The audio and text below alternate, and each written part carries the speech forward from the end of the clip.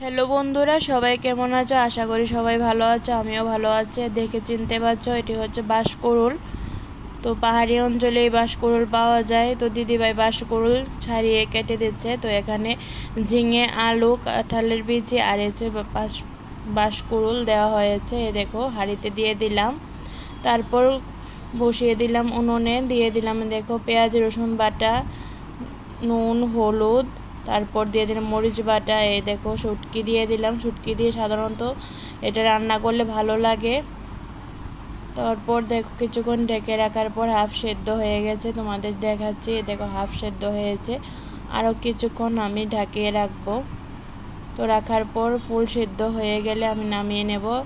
Extra কিছু এটার মধ্যে লাগে না, রান্না করতে খুবই সহজ।